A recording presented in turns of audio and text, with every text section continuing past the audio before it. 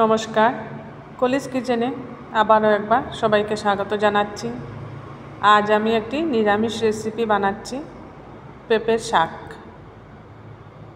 এখানে পেঁপে নিয়েছি, আলু নিয়েছি, তাই দিয়ে বানাচ্ছি।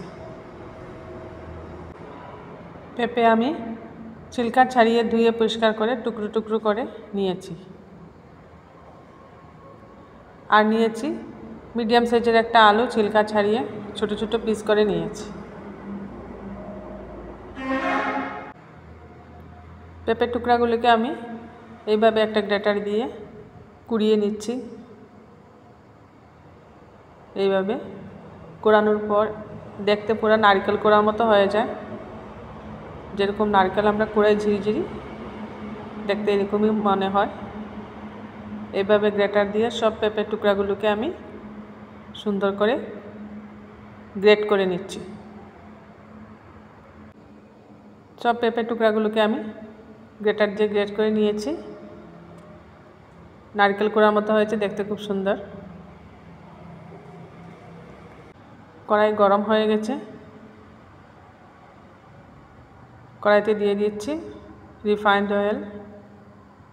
এই রেসিপিটা আমি রিফাইন্ড অয়েল দিয়ে বানাচ্ছি। তেলটা গরম হয়ে যাক।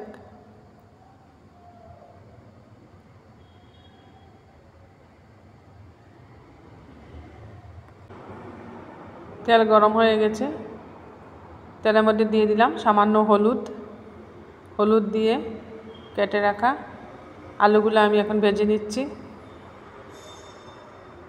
আলু ভাজার মতো করে আলুগুলাকে ভেজে নিতে হবে।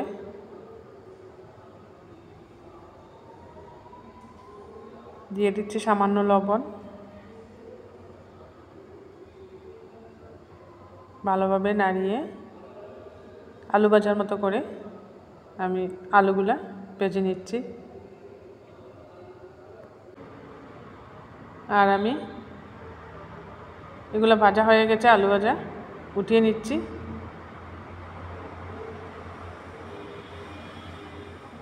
আলু ভাজার তেলের মধ্যে আমি দিয়ে দিচ্ছি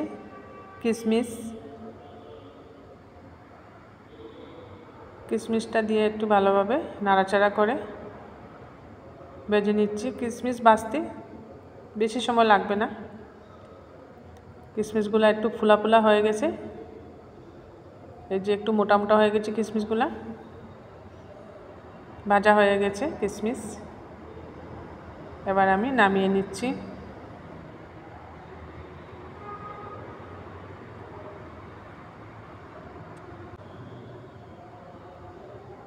এবার এর মধ্যে আরও 2-3 চামচের মতো রিফাইন্ড অয়েল দিয়ে দিলাম।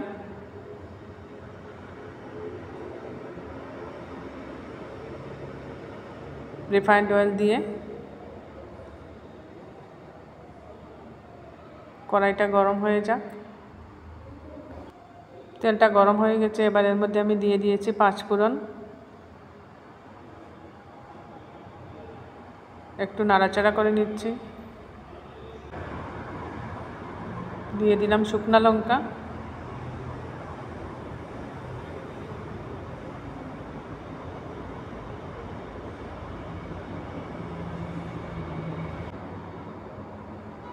দিলাম সামান্য হলুদ।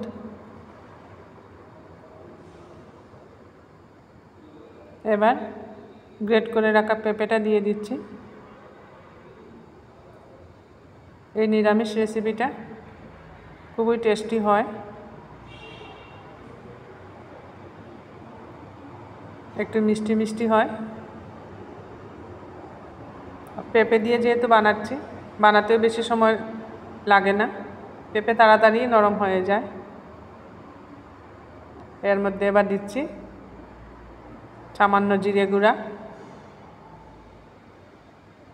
পরিমাণ মতো লবণ,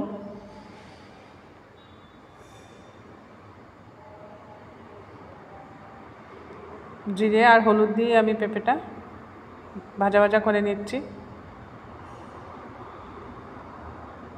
আর অন্য কোনো মশলা এর মধ্যে বেশি প্রয়োজন নেই। এইভাবে পেঁপের সাথে সব মশলা আমি মিক্সড করে নিচ্ছি।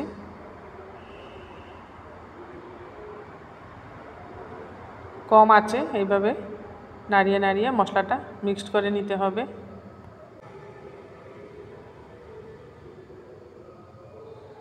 এবার একটু সময় এমনিতেই খোলা রেখে দিয়েছি, ঢাকা দেই নাই, আবারও ভালো করে নাড়িয়ে নিচ্ছি। এই রেসিপিটা বেশি ঢাকা দেওয়ার প্রয়োজন নাই।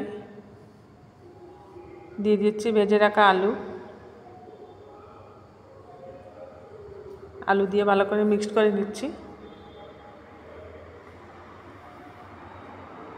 এবার আমি ঢাকা দিয়ে দিলাম। বেশি সময় নয়, 5 থেকে 7 মিনিট ঢেকে দিয়েছি। ঢাকা সরিয়ে দেখিয়ে দিচ্ছি। পেঁপের শাক কিন্তু মজে এসছে, খুব সুন্দরভাবে মজে এসছে। আলুগুলাও নরম হয়েছে। এইভাবে গ্যাসের আঁচ কম করে একটু সময় নিয়ে ভাজা ভাজা করতে হবে। এইভাবে নাড়াচাড়া করতে করতে শাকটা সম্পূর্ণভাবে হয়ে যাবে। এবার এর মধ্যে দিয়ে দিচ্ছি সামান্য চিনি। চিনি না দিলে এই নিরামিষ রেসিপিটা ভালো লাগবে না। পেঁপে যেহেতু একটু মিষ্টি মিষ্টি করে আমি বানাচ্ছি। ভেজে রাখা কিশমিশ দিয়ে দিলাম। কিশমিশ দিয়ে ভালো করে আবার মিক্সড করে নিচ্ছি। এই রেসিপিটা বাচ্চারা খুব ভালোবাসে, যেহেতু পেঁপে নরম, এর মধ্যে কিশমিশ, আপনারা কাজুও দিতে পারেন। মিষ্টি মিষ্টি রেসিপিটা সব বাচ্চারাই পছন্দ করে।